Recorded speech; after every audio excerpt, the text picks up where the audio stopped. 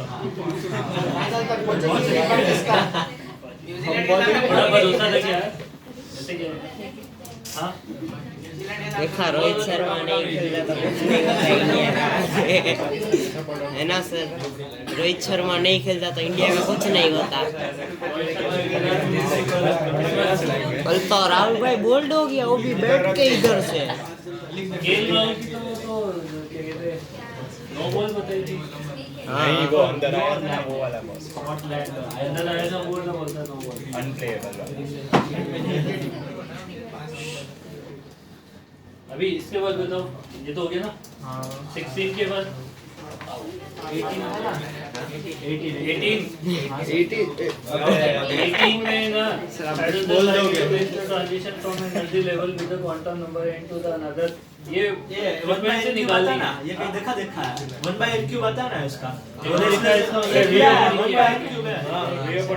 मैंने तेरा अटेम्प्ट नहीं किया इसका अरे तो इसने बोला था इसका डाउट है मुझे पता है 1/n³ आता है उसमें से n कॉमन लगा तो 2 1/n नेक्स्ट के बाद 18 के बाद 28 लास्ट वाला लास्ट वाला नहीं किया है इधर तक नहीं है और कोई बाकी 23 नहीं किया 23 तो टेस्ट में पूछा था नहीं हुआ था। देखो लैम्डा इंसिडेंट करने दो fastest immediate electron laser speed ये देखो half mv square equal to बातें नहीं इसको बेबी कंट्रोल करना बच्चों को बातें कर रहे हैं इतने सारे लोग कुछ नहीं हो रहा कंट्रोल से अभी कहां से नाम बता मेरे को 23 हो रहा है कि 28 हो रहा है? अरे लिखना है तो तूने 28 पूछा तो h into sc by lambda minus 5 और half m into v dash square equal to हो जाएगा hc divided by 3 lambda by 4 minus 5 ma'am answer की मतलब करेक्शन चाहिए हाँ वो बता दीजिए तो 22 इसको ऐसा करें ऊपर वाली इक्वेशन को 4/3 से मल्टीप्लाई करें और सब्ट्रैक्ट कर दें तो दिस माइनस दिस कर दो तो ये कितना हो जाएगा half m into v dash square equal to half mv square this minus this कर रहे हैं अपन 4/3 से मल्टीप्लाई सॉरी 4/3 से मल्टीप्लाई तो ये कितना हो जाएगा 2/3 हो जाएगा ठीक है ये तो कैंसिल आउट हो जाएगा और इसमें कितना हो जाएगा 5 माइनस 4/3 मतलब 5 कितना हो जाएगा माइनस हां प्लस बचेगा ना हां सर प्लस ही बचेगा हां सर तो उधर पहले 4/3 लिख के ऐड कर दो इसमें स्पीड ऑफ द फास्टेस्ट तो फिर हम इतना कॉम्प्लिकेटेड क्यों कर रहे हैं? डायरेक्ट हो सकते हैं ना दोनों की इक्वेशन लिख के फिर माइनस डायरेक्ट कौन सी ये वही वही है सच में मतलब इसमें वही कर रहा वही सोच रहा है किसी बात कर रहा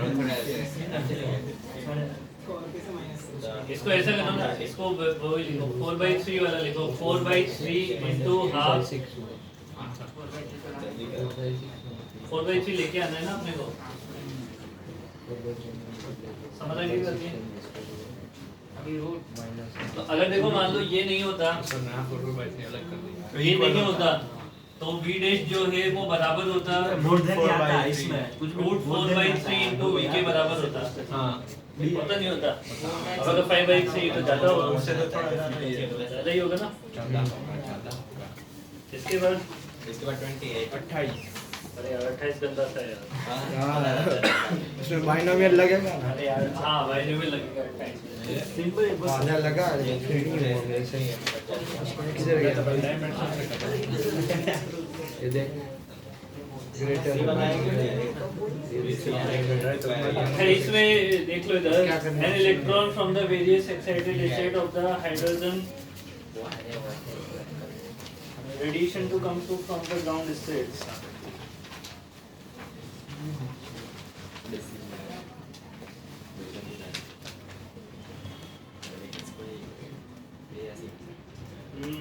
An electron from the various excited state of the hydrogen atom emits the radiation to come to the ground state. Lambda n, lambda g is the d Broglie wavelength of the electron in the nth state and the ground state respectively. Nth or ground. और ये क्या है उल्टा सा v की पता नहीं क्या हो रहा वो है सिंबल है वो symbol है, इसे lambda x का। बोल लेते हैं अपन है ना let x be the wavelength of the emitted photon in the transition from the nth state to the ground state. 28 For the large value of n, a, b are the constants. ये क्या है sir? ये h by momentum मैंने देखा ही नहीं sir ये। और ये वो 1 upon r वाला 1 by n square minus इसमें ना देखो इसमें सी आएगा ना let's see the wavelength of पीछे नहीं देखा आपने, सुन लिया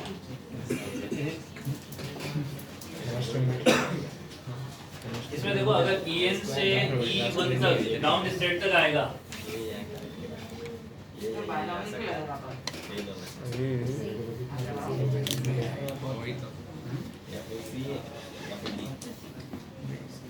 ये तो ट्रांजिशन ये मतलब इसकी ये इक्वल टू नहीं है ये है ना और ये किसके बराबर होगा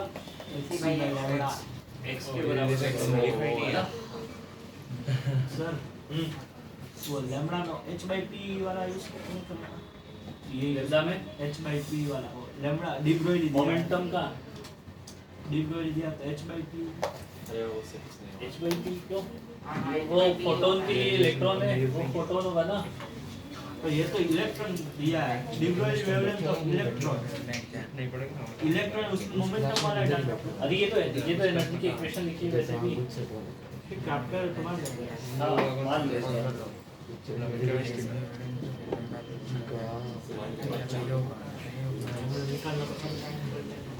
अब ये ना लेमडा है ना लेमडा जी सीपी आएगा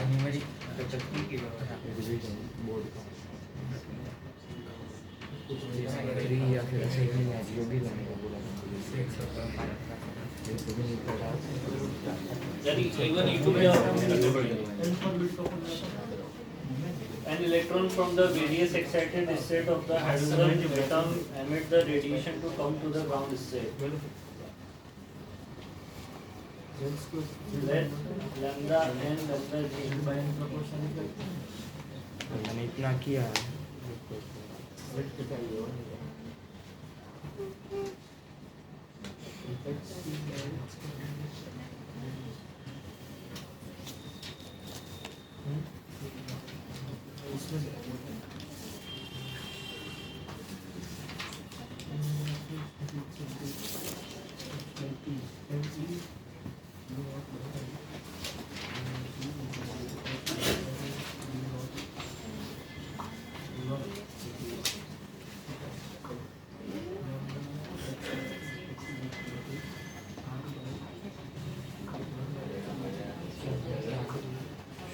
ये जो काइनेटिक एनर्जी के बराबर हो गई है तो निकल पाएगा v और लैम्डा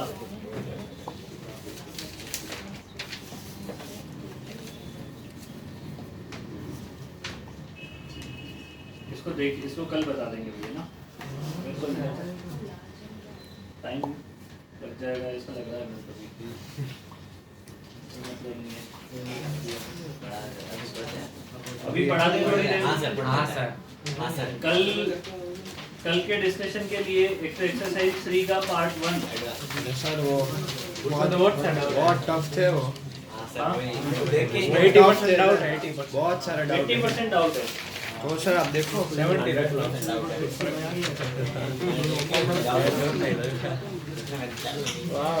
पैराग्राफ में ज्यादा डाउट आ रही है किसमें पैराग्राफ में तो है इंटीजर नॉर्मल क्वेश्चन में भी उसमें ये पेट में 2-4 हैं ये कौन सा है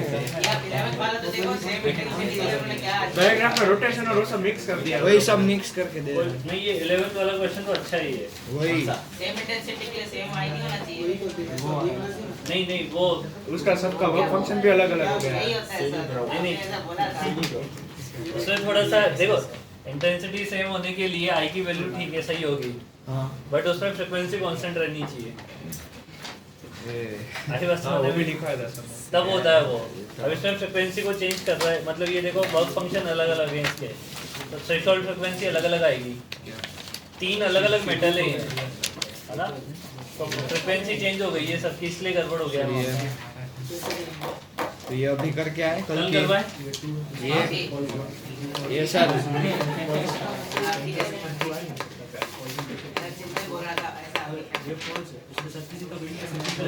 ऐसा करना, सुनो मेरी बात, पैराग्राफ को रहने देना, पैराग्राफ के बाद पहले वो कर लेना, फिर लास्ट में पैराग्राफ करवा देना।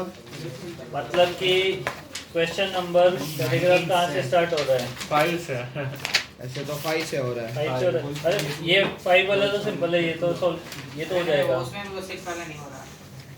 6 वाला नहीं होता तो ठीक है, कर देंगे। ये कितना आ रहा है 6 वाले में? मैंने सॉल्व किया 4.68 आ रहा है। ठीक है, पहला वाला तो कर लेना। 1 से 7 के बाद अरे 19 से ही है प्रॉपर। 19 से 35 19 से करना ना, ठीक है। ठीक है। हाँ 19 से कर लिया है ट्राई। इसमें बहुत सारे होते हैं 19 इस पे तो बहुत सारा बोल रहा है। कल बताते हैं, दोबारा फिर सोच वो ऐसा कर सकते हो, ऐसा 4 तक डिसाइड हो जाता है। पहले 1 से 7 के 19 सारी चेक करेंगे ना तो एक आ जाएगा 4.10। हमारे में प्रिंट भी नहीं इसमें है। इनकी वैल्यू 4 आ रही है ना, सेकंड से 4 पे जा रहा है वो। उसके बाद उन्होंने पूछा पार्ट क्या 2 ही है उसमें।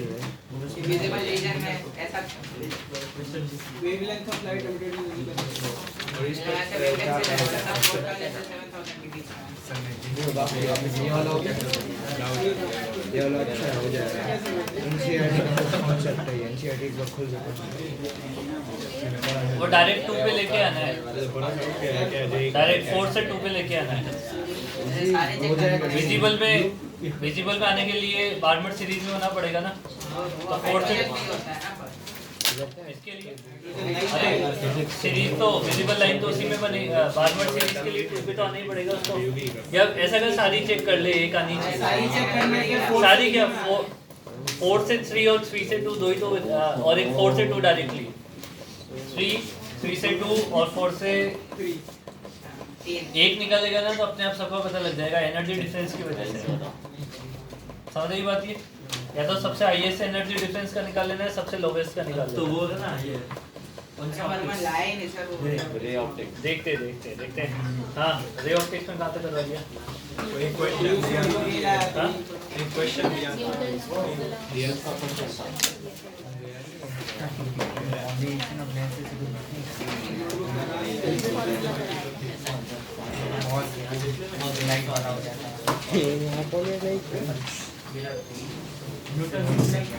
उसके बाद रिफ्लेक्शन।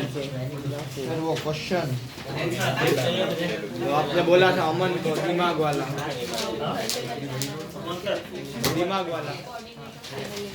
कोऑर्डिनेट नहीं निकले क्या तुमसे? हाँ, कोऑर्डिनेट नहीं निकले उसके? नहीं क्या बात कर रहे हो? क्या लिख रहे हैं? किसने लिखा? क्या पता?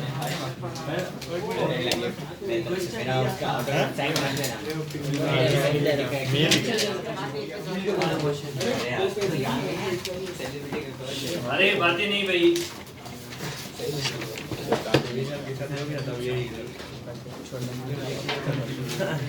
इससे -60 पे भी हो जाए। बातें मत करो ना यार, तुम करके आए हो क्वेश्चन। 30 पे ऑब्जेक्ट रखा हुआ है, कितना था?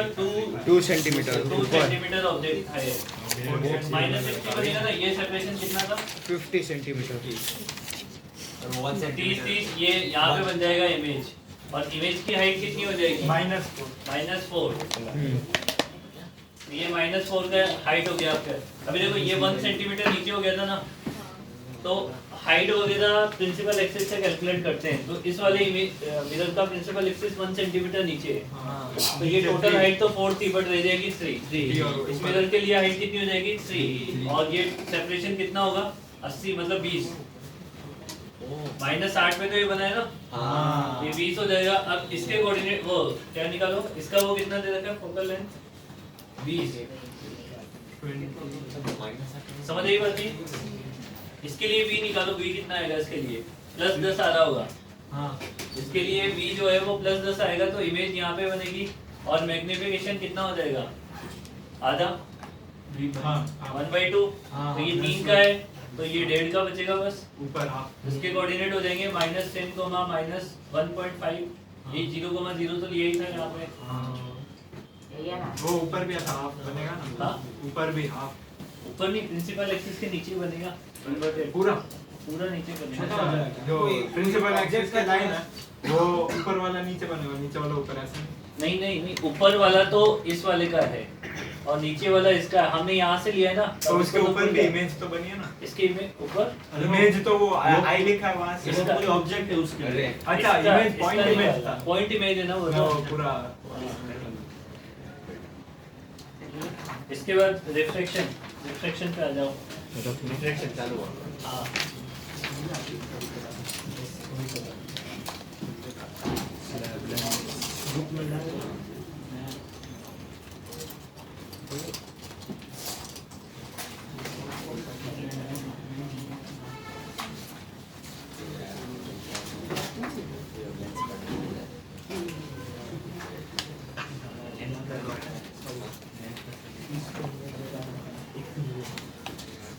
इंसिडेंट रे, रिफ्लेक्टेड रे, है ना। इसमें फर्स्ट लो क्या हो जाएगा इसका, स्नेल्स लो, Snell's law, मतलब n1 into sin I equal to क्या हो जाएगा, n2 into sin r। Second लो क्या होता है, इंसिडेंट रे, रिफ्लेक्टेड रे और normal all lies are same plane, ठीक है। थर्ड सरफेस के लिए भी वैलिड है ये, सभी सरफेस के लिए वैलिड है वैसे ये, समझ आ गई बात ये। अच्छा, इसमें वो बात क्या, n1 sorry v1 by v2 equal to λ1 by λ2 equal to कितना हो जाएगा, n2 by n1। समझ आई बात ये, क्या लिखना पड़ेगा, F1 equal to F2। f1 equal to f2 लिखते हैं, यहाँ लिख दो, लिखते हैं E1 equal to E2। 25 है सभी कैलकुलेटर उठा के कैलकुलेटर देख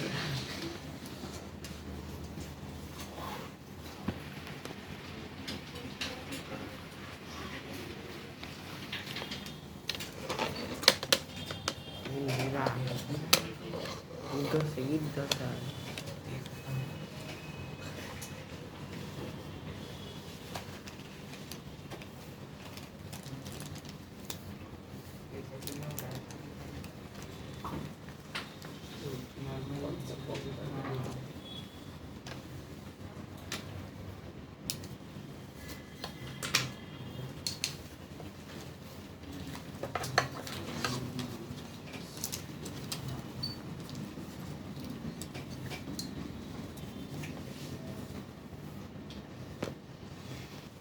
किंशु, होमवर्क कर लिया तूने?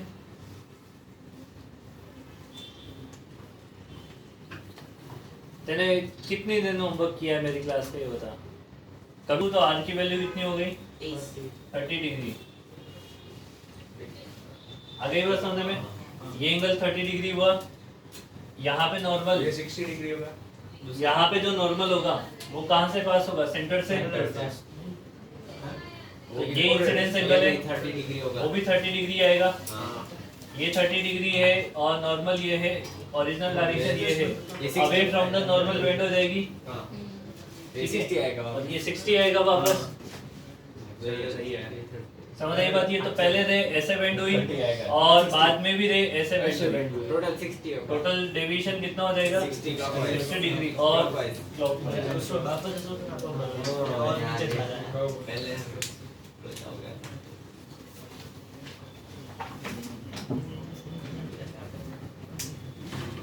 पहले से वो 2 into sin inverse पूरा वो आ रहा था बड़ा।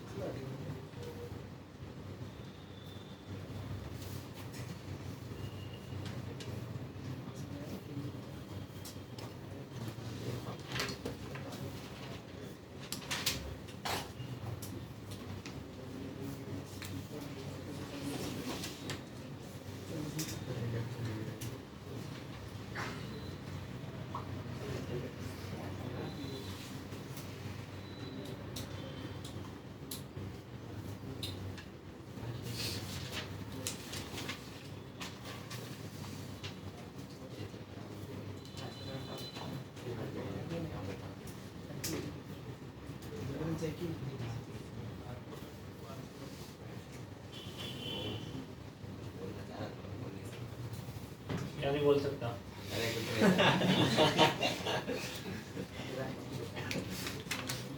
ऑब्जर्व। ओ मुझे लगा आप कुछ शॉर्ट ट्रिक लिखा रहे हो ये है। अरे ये पेरिक्सल बेस के लिए डिफाइन होता है।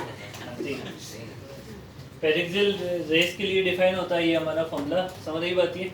अगर पेरिक्सल बेस नहीं है तो फिर आपको एंगल वगैरह निकाल के पूरा सोल्व करना पड़ेगा, ज्योमेट्री लगा के सोल्व करना पड़ेगा। आधी बात समझ में? ऑब्जर्वर के पास हो वो। क्या आप sin थीटा को थीटा लिख सकते हो? हाँ भाई, ये एंगल, इसको एंगल आई है तो ये एंगल भी आई हो जाएगा, इंसिडेंस एंगल। ठीक है, ये रे इस साइड ऐसे निकल गई और पीछे ये वाली जो रे है वो ऑब्जर्वर के आंख में जा रही है।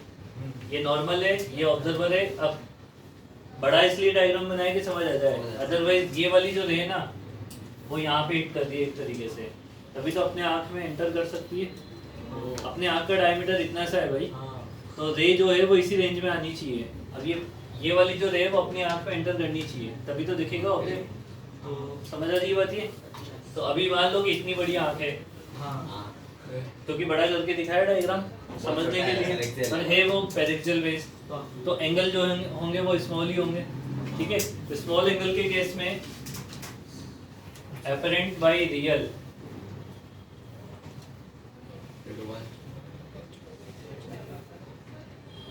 और ये मीडियम n2, ये medium n1 equal to n2 by n1। अब ये फॉर्मूला रटने से काम नहीं चलेगा, पता रखना पड़ेगा कि n2 और n1 क्या होते हैं। समझ आ रही है क्या? फॉर्मूला के पहले वाला क्या? फॉर्मूला के पहले वाला क्या? क्या समझना है? अरे ये यहाँ से अगर कोई ऑब्जर्वर है, मान ले यहाँ पे ऑब्जर्वर है, वो इसको देख रहा है, तो वो तो रे तो यहाँ से आती हुई दिखाई दे रही है। तो ये जो डेप्थ है d, रियल डेप्थ d है और अपेरेंट डेप्थ कितनी है? d है। ये जो दोनों डेप्थ है वो सरफेस से काउंट की गई है, सरफेस से कितना नीचे है दोनों। ये वाला शिफ्ट मत निकाल देना। तो real apparent depth divided by real depth equal to हो जाएगा n2 बाई n1, तो d डैश की वैल्यू हो जाएगी n2 by n1 into d के बराबर है। समझे? बट ये d और d डैश कहाँ से है? ये कहाँ से काउंट की गई? सरफेस से। सरफेस से कितना नीचे की है ना? रिफ्रैक्टिव इंडेक्स है ना? हाँ, n2 और n1 रिफ्रैक्टिव इंडेक्स है। आई बस होने में। अगर मान लो ये पेरिक्सल बेस नहीं होती तो फिर क्या करना होता? यहाँ पे एक एंगल आपको दिया होना चाहिए, या फिर ये आपको डिस्टेंस वगैरह देगा तो उससे पता लग जाएगा इंसिडेंस एंगल। या तो इंसिडेंस एंगल दे देगा, या फिर ये क्या है आपको ये बता देगा, तो उससे आप टेन थीटा लगा के निकाल दोगे। आई निकाल दोगे तो आर भी पता लग जाएगा। तो ये एंगल आर होगा इधर, समझ लो एक बार। ये एंगल आर है तो ये टोटल एंगल कितना होगा? आर हुआ ना, ये टोटल एंगल कितना होगा? आर आर होगा हमारे पास। अब उसके बाद अपने को ये आर है तो ये कितना हो जाएगा? 90 माइनस आर। देखो 90 माइनस आर वाला एक ट्रायंगल डी डैश वाला हो गया, और एक ये बड़ा वाला ट्रायंगल हो गया। इसमें से आपको डी डैश की वैल्यू निकालनी पड़ेगी ज्योमेट्री लगा के। समझ आ गई बात?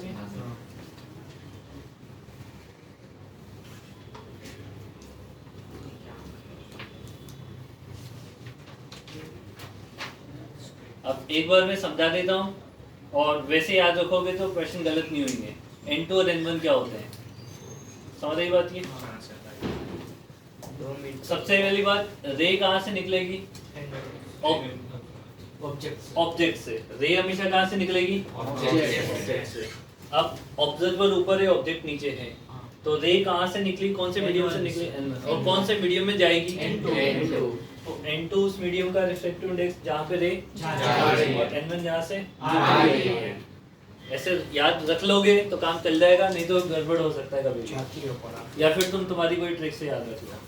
ठीक है, बस गलत मत करना, कहने का मतलब ये है। जाती अपन आती वो भी कंफ्यूज है भाई, तुम्हें अगर खुद की ट्रिक बनानी है तो बना लो, याद रख लो, बस गलत नहीं होना चाहिए। अब फैजान कुछ ना कुछ तो बना ही रहा होगा। उसने बोला वही मैंने बोला।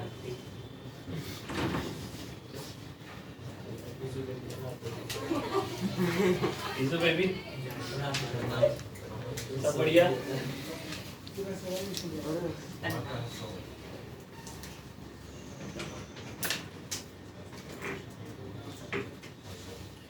ये फॉर्मूला वैलिड है कब? ओनली फॉर पेरिक्सियल वेज, है ना? Only for paraxial rays. चाहो तो नोट करके नीचे लिख लेना, this formula is valid only for paraxial rays, otherwise आपको ज्योमेट्री यूज करनी पड़ेगी। I equal to R. HC Verma में एक अच्छा क्वेश्चन दिया हुआ है, ये 4 दिया हुआ है, ये 3 दिया हुआ है, तो आई कितना आएगा? 37 डिग्री आएगा ना।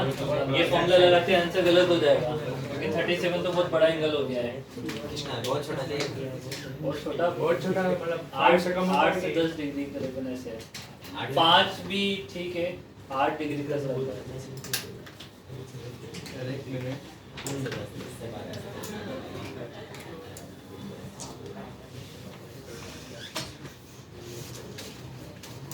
अब क्या है?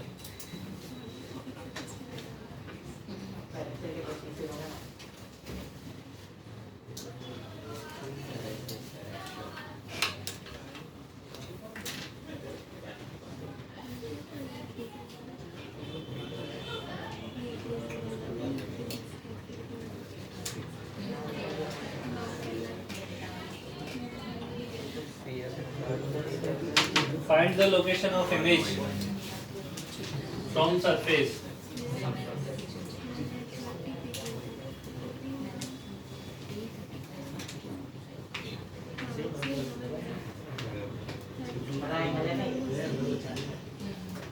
From surface. पेरिक्सियली रे है ना, रेज जो है वो पेरिक्सियली है।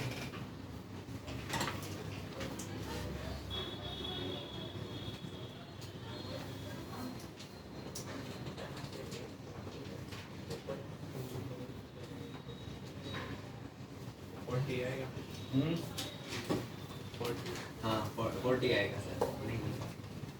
40 1.5।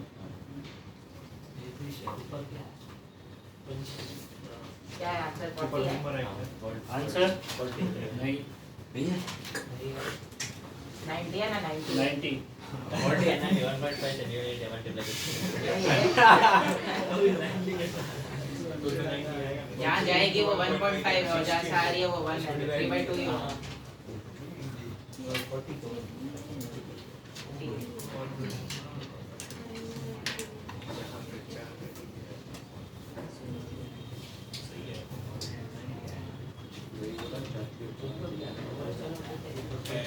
अरे ये कोई भी पंछी मान लो, ईगल मान लो, हाँ बूमरैंग जो मानना है वो।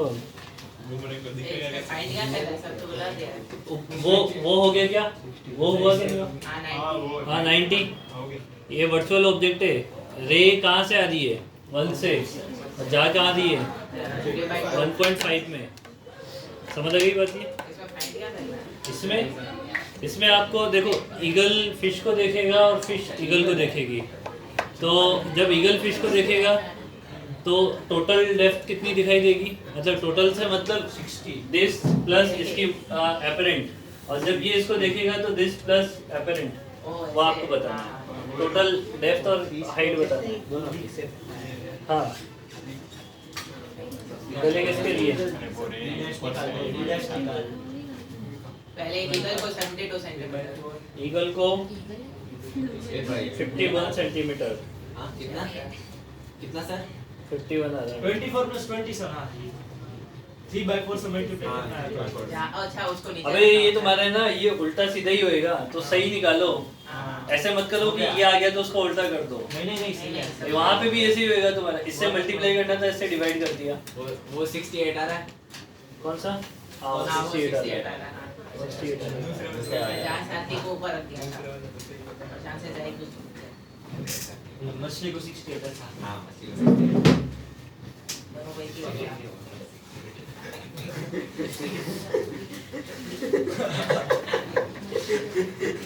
इससे में भी क्या बोलते हो तुम? मछली को 68 रख दिया। सही तो।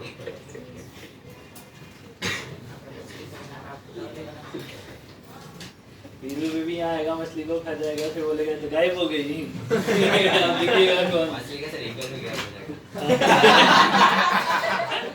उसको भी हेल्प कर देगा, दोनों चलते अपने। जो भी जिंदा है ये भी ईजान बोलता है जिसको भी पकाया जा सकता है वो सभी खा सकता है। ईजान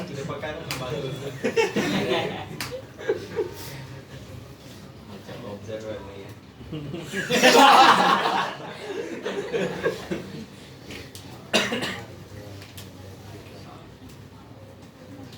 मछली बनाना बच्चों ने सिखाया था।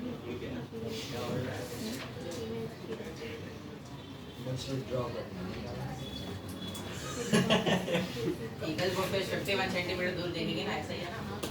ईगल को फिश हाँ 68 सेंटीमीटर।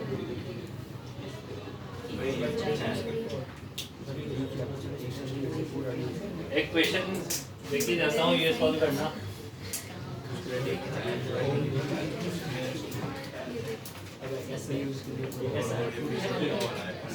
अरे बातें नहीं।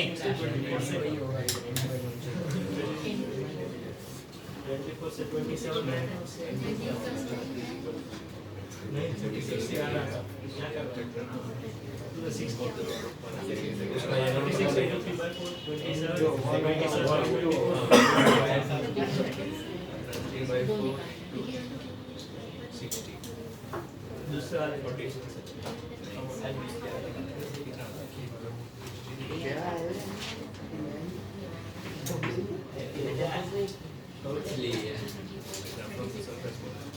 मिरर भी है क्या इसमें? हाँ ऐसे अजीब शौक किसको होता है? इसके बॉटम पे एक कॉन्वेक्स मिरर लगा दिया गया है, ठीक है। आपको भी बताओगे ना F हम्म बताओगे ना इसका frequency of light and that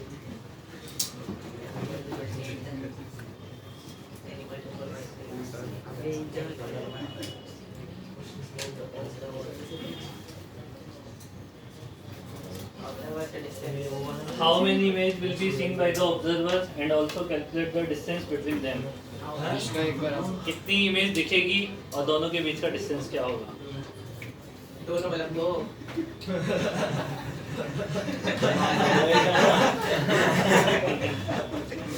तीन भी हो सकती है, दो के बीच, मतलब एक पहली दो फिर दूसरी दो फिर दो, अभी दो ही इमेज बनेगी। डिस्टेंस क्या होगी दोनों के बीच? एक पार्ट तो हो गया। कैसे करते हैं ये वाला बताओ हम्म? आंसर इसका आंसर बताना या सॉल्यूशन? सॉल्यूशन सॉल्यूशन अरे ये तो सिंपल ही हुआ ना। ईगल को अगर फिश को देखना है तो ये ऑब्जेक्ट हुआ हमारा, रे यहाँ से निकलेगी, तो इसमें apparent D dash divided by real कितना है 36 इक्वल टू जहाँ पे रे जाए 1 और जहाँ से आए 4/3, तो डी डैश कितना हो जाएगा हमारे पास उसके लिए पूरा लेना होगा। 27। अब 24 तो ये रहा और 27 यहाँ से लिखेगा, ये टोटल हो जाएगा। इसका उल्टा कर लेना फिर, उसके लिए ऑब्जेक्ट फिश डिस्टेंस को ईगल देखने के लिए तो रियल और एपरेंट यहाँ पे नहीं आ जाएगा, सॉरी एपरेंट ज्यादा आएगा इसका। ये बाहर देख रही है ना, पानी से बाहर देख रही है तो 24 से भी ज्यादा आ रहा होगा एपरेंट से उसका, नहीं आ रहा क्या? आ रहा है 32। और डिस्टेंस बिटवीन टू इमेजेस निकालना है ना। हाँ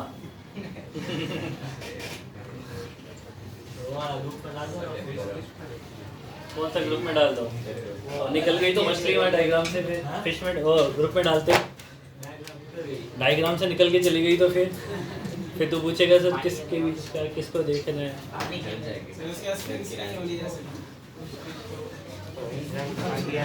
चिंटू वाली इसमें सर एपेरेंट कितना से है टोटल? इसमें टोटल एपरेंट नहीं, टोटल निकालने थे इसमें। जो डिफरेंस ऑब्जर्वर को जो डिफरेंस दिखेगा वो या एक्चुअल जो रियल रियल में जो डिफरेंस में जो डिफरेंस होगा,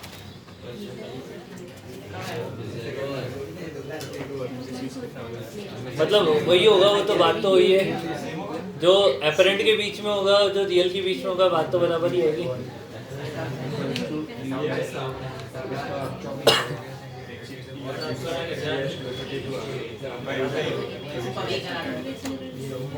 कल अपने को क्या करने का है?